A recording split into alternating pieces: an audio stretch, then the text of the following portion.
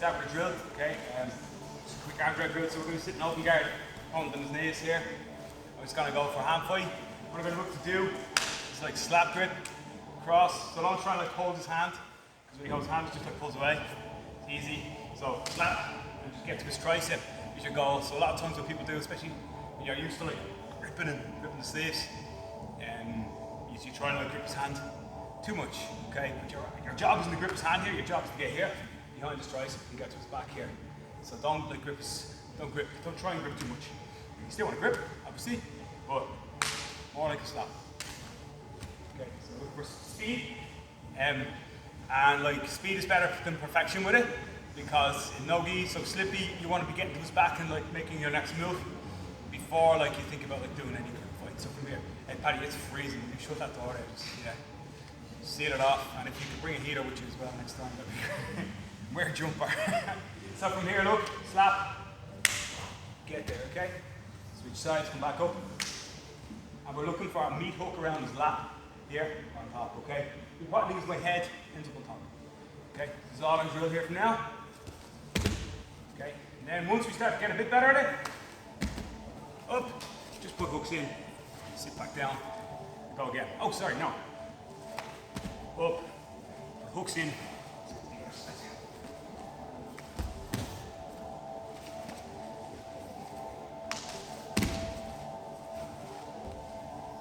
Easy back and forth drill, yeah. Just work on getting the back. Let's go. 3, 2, 1. Hands up whose first NoGi class this is. No? Like second, third, fourth.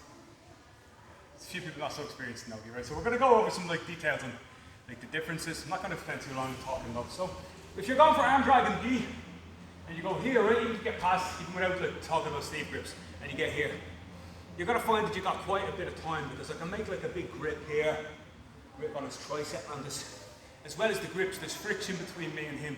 So the friction of the gi is like sticky, it's like Velcro, but you don't have that obviously in NoGi, right? So what you have to rely on is two things. One, I always use the term gecko grips, because when you grip the back of your opponent, then you've got the hand like a gecko here. You're kind of meaty with the grips, right? My young fella hates that term, it's meaty. Whenever I turn around, he's like, you have to have a meaty grip. This is disgusting, it's meaty. Right, here we go. I'm gonna have to have like a bite of him, and I'm gonna have to use my elbow a lot more when I grip around his back, because I can hold here, gi is on, but I need to be tight. Everything needs to be tight, and I can't afford any space. Okay? So that's the first thing. You gotta have like kind of gecko-y grips, right? The second thing is I can't afford very often to pause if I get him in a bad position. I need to attack that position very quickly. Because if I go here in the gi and I arm drag, I could keep him there probably maybe a good few seconds, maybe up to a minute, a couple of minutes even in a round, if I get good solid grips and he's under threat. When I get here, eventually this guy's gonna be able to pull that arm back out, especially later on in rounds and later on in training sessions when he's slippy. Okay, when we're both slippy. So from here we're gonna jump to his back. We're gonna start to go from his back from here. I'm immediately gonna begin attacking. Coming up, okay? I'll try and jump this hook to the far side. And whether I'm successful or not, we'll go over what happens when I'm unsuccessful, or when I'm not quite successful. I'm still on his back and I'm attacking his back in. Does that make sense? Rather than like just being here in this 50-50 position, well, maybe a little bit in charge, maybe more than a little 50-50, but it's just like a little head start here. This is not a position for me. So when I go here like this and I begin to attack, even if he falls over now and we miss a hook, we're still on the attack. And we've got a chance of taking his back. So whenever you see his back, and today we're going to try and attach a seat belt and we're going to go for it. Does that make sense, everybody? Attach the seat belt, that's going to be our goal. So from here, immediately I'm up on his back here, passing this hook over the far side. Remember that from the guard, this hook is already in, so I already have my bottom hook. So what we're going to imagine here is now is, if we're successful, awesome, attach, and try and knock him over here. We're using your shoulder now, heavy on his shoulder. But if we're slightly unsuccessful and we don't get to kick that hook over here, we're going to attach the seat belt, and I'll show you this foot play at the back. Can't snag his ankle and twist it back here. And then pop our hook in. I'm going to turn around and do that to your way, so I get the same side jump. Over here, I'll just show you my feet. Okay, watch, pay attention to the foot. This hook is already in because it was in the guard. Meaty. grip, gecko grip here. Okay, no joy on the hook. Attach the seatbelt. Snag his ankle, turn it.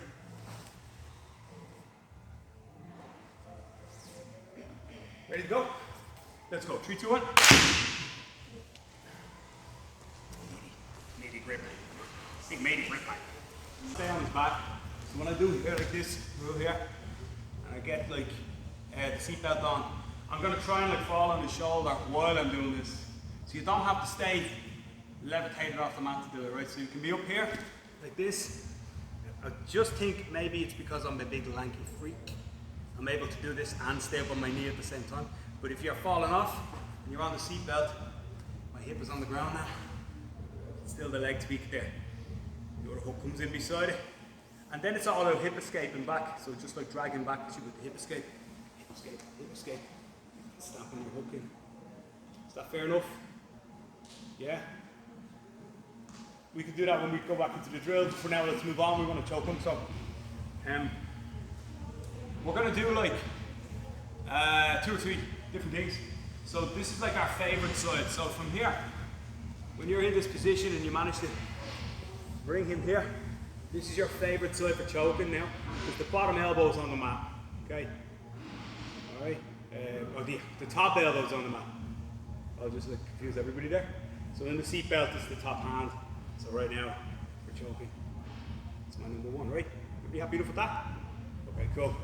So this is optimal, and this is what we're going to go for now. But what we're going to shoot, if we can like rocket with good timing, we can like slip the choke on straight away, super. But really what we're going to worry about is that he's going to start to attack our hands straight away. So the first thing you'll notice is my hand position. What I'm going to do, I'm going to place the hand that's underneath the arm, okay, the top arm in this case, over my choking arm like this. Okay, and I'm going to go chin on the ear, or really, really tight ear to my ear, or ear to his ear, here like this. And what I want for him to be doing is hand fighting. And when he hand fights here, he's only got one hand he can access, and that's my top hand. Okay, I'm really going to resist again, so I'm going to start to drive my hands up here, and as he pushes that hand down, so what he's doing is pushing this hand down, my other hand slips up here.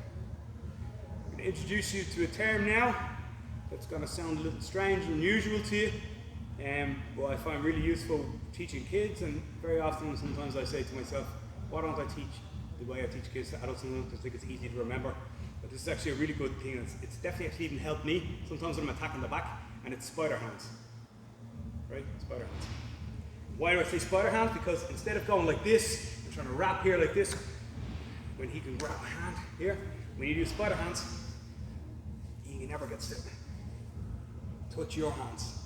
Spider hands. Okay? So try to teach the kids all the time. Spider hands so that your hands aren't waving around the place. Because when we go for the rear naked choke here like this, very often happens, everybody gets here and then they go like this, and now the guy accesses this hand, and the choke's over. But when you kind of use this idea of like crawling the spiders around the place, you get a bit of a better, reduce his chances of getting to your hands, right? So first things first, when you crawl this one around, we're going to grip the back, we're going to put our fingers on the shoulder blade, and we're going to go tight with this grip here, right? To make sure that my opponent can't access it and can't get it, right?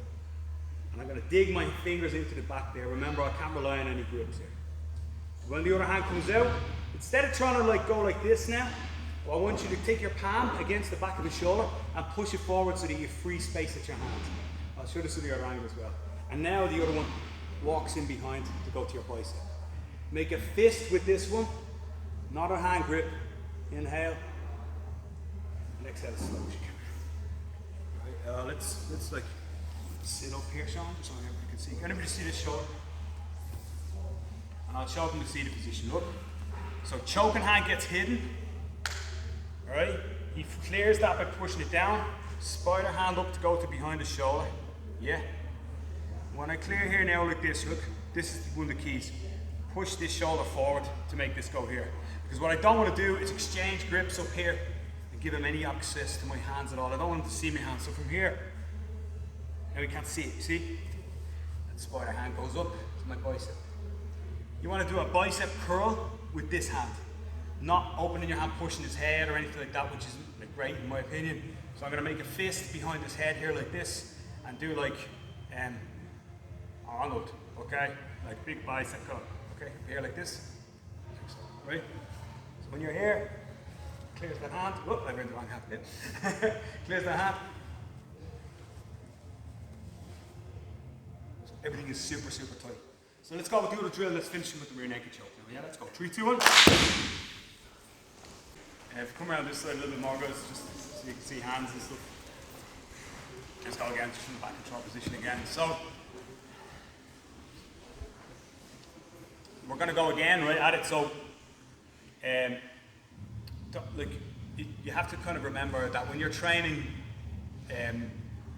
like for any position like this, where it seems easy, okay, rear naked choke like this, right?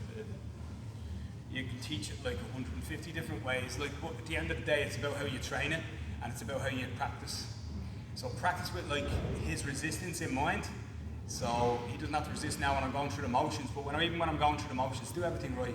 So do it right all the time, and you're getting good habits then for attacking the back after that. Because even like from here, I was just saying to a couple of people, like when you get to here, if you just leave it like, okay, that looks cool, it's working. The reality is, as soon as I release this grip, his hands are always going to be pulling down here. So as soon as I do anything with that, it's gone, right? So you have to understand that like any fraction of a second you give, especially when you're on the attack, this person's 100% on the defensive. They're going to take advantage of everything. So from here, go, pull the hand down now. I'm going to bite and clamp down on that shoulder there. You can always find a little pocket of soft, squidgy joint. I don't know what that's back there. If Graham is here, he can tell you something on the top of his shoulder. Anyway, just below the acromion, which I do know. But other than that, I don't know what the hell this is here, right? So I can always find a little bite in there. I'm going to reinforce it with my chin as well. So it's hidden here, you see, with my head.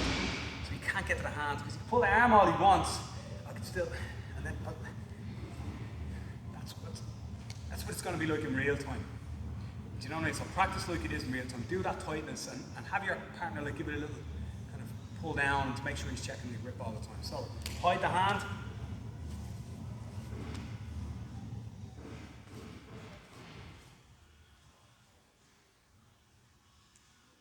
Go from there. Oh, good. Let's try that one more time. 3, 2, 1.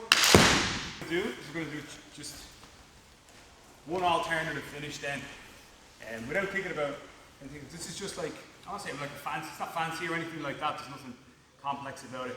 But just for when your opponent grabs your hand, you can't clear him. So when I go up here and he puts two hands like here, and he's like really trying to reef down my arm. So he does this chin up grip here like this. We can fight, we can try and clear here. Like sliding our hand through. Come up, got lots of different grip fights. We're just going to show one quick choke just to, that I like to amuse myself with sometimes. Right, so from here he's bringing his hands in, but you can see this is kind of like the rear naked Frankenstein choke. If you know the Frankenstein choke we shot a few weeks ago, you see where his position of his hands, and he's pulling down. He's got like his hands here, so I'm going to keep this nice and tight. He's got his hands on either side of his throat here like this. I'm going to walk up and wrap over his hands here like this. Okay, so I'm going to fold my arms. Now his hands are stuck in the choke. I'm just going to extend and finish there. So his own hands going to like here. This one, it's a little bit flatter. You can see than the regular choke, okay, like this. And I do this for two reasons. First of all, when he puts his hand up here and I feel I can't clear them, I walk them across, trap them in the choke, grip my own bicep or my own elbow at the bottom of my tricep here like this, and just extend, puff my chest out and drive in. Yes, tap there with his foot. 2 out of 10 times they tap. The other 1 out of 10 they pull their hands out immediately. Should I say 1 out of 10? That's 3 out of 10. It's really shit percentages. The other 8 out of 10 times, they pull their hands out. So from here, when he goes up, I try to clear the hands, I can't, so I wrap them in and put them into the choke. From here, there's the choke, okay, there's the tap, sorry, John. If he pulls them away because they're choking them, we're into the previous, okay? Just that grip again, just to show it out, going too tight on Sean. Trap over his hands, grip your own bicep. And it's more about like drawing your shoulders back and puffing your chest out. From here, works 3 out of 10 times every time. So from here, like so. All good? Let's give it a rattle. 3, 2, 1.